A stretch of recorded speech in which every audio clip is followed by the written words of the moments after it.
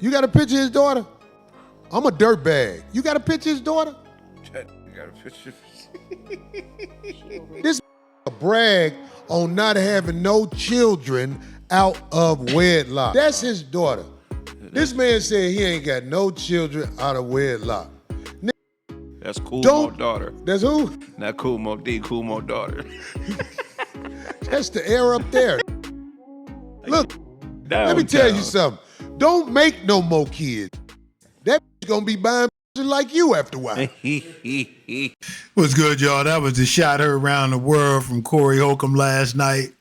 And typically, women, especially kids, you don't bring them to the battlefield. I guess if you're going to question Corey's sexual preference and a bunch of other things, call him a snitch, I guess anything goes. The craziest part about it is the worst thing he said is that she looked like him, and that's an insult, which is wild. But anyway, this is what your man Anton had to say in response to Corey. I'm familiar, and of course, people were sending it to me yesterday and all of that, right? They were sending me everything that was being said about my daughter and my wife and all of that stuff, right? And so the thing that I try to tell people on a regular basis is this: never, ever, ever, under any circumstances, let your emotions make you make illogical decisions. We are a thinking people now. We are evolving. We are no longer subjecting ourselves to the same rules as the streets, as the culture, as the thing that we criticize the most. So I'm gonna just say this. I'm not gonna make it a long thing. I'm gonna be very, very clear, and we're gonna move on. I'm not gonna address it again. All right. So here's the thing. Since the beginning of time, I've always, my number one thing in life, above all, when I made the decision that I wanted to have a kid, and I said that I was only gonna have one kid because I wanted to make sure that I poured every single resource that I could into the kid, right? And that is the purest thing that we can do, is that we can take care of our children. Our children are the ones that are our future. Now, I'll give you a little bit of insight for those of you that may not be familiar with my daughter.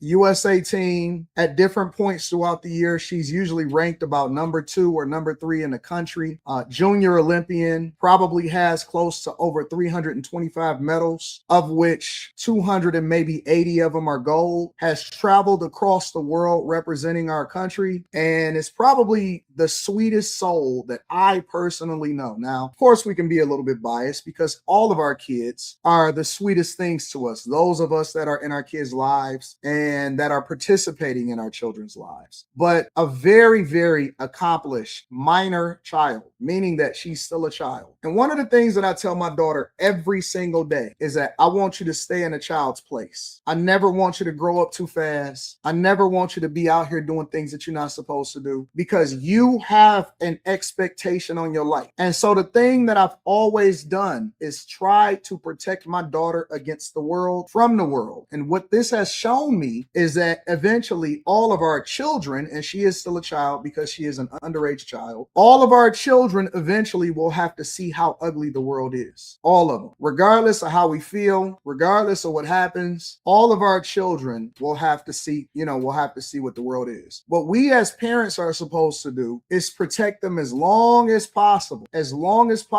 until they have to see what the world does, right? So this is what I'm gonna say. My focus right now, and then I'm gonna go ahead and get into the show. My focus right now is trying to figure out the psychological damage, impact, and trauma that has been done to my daughter. I pulling her out of school, early therapy, making sure that she is protected, trying to see what the fallout will be as far as her having to be removed from some of her competitions because of a lot of different things, including online bullying and psychological damage. There's a lot of fallout from what happens to my daughter's life because she is so accomplished. She has some of the greatest schools in the United States of America that has been seeking her out, scholarships, looking for her to join the team. She is on track to be a United States Olympian. She was supposed to be possibly in the next Olympics. And I don't know how damaging this is to her psyche. I'm heartbroken. I really am. In shambles. 100%. I'm in shambles. I'm in shambles. I am 100% in shambles. It's nothing else for me to say. It's nothing else for me to say. I have to figure out how to pick up the pieces. I have to figure out how to pick. Corey, he won. Corey and Craig, you win. You win. I give up. I have to figure out what collateral damage happened after that. You guys win. I got to figure out how to pick up the pieces. Family is in shambles. Daughter is in shambles. Literally having my wife take her over to get evaluated and figure it out because crying inside of the principal's office trying to figure out what to do. What?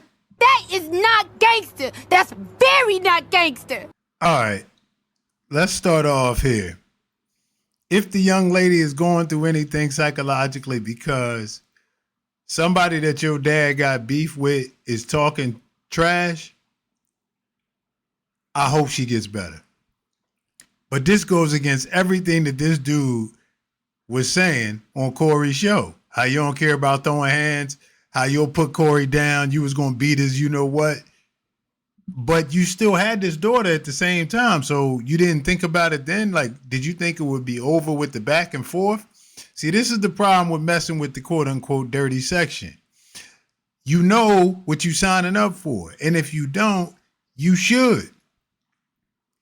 That young lady, like I said, I hope she's okay. I got a daughter of my own, and I wouldn't want anything that happens as a result of online to trickle down, whatever. But I also don't go looking for it either. And the fact that Corey basically pointed to DNA and said that the fact that she looked like you or looks African was an insult. Now, I don't know how much she hears about that offline.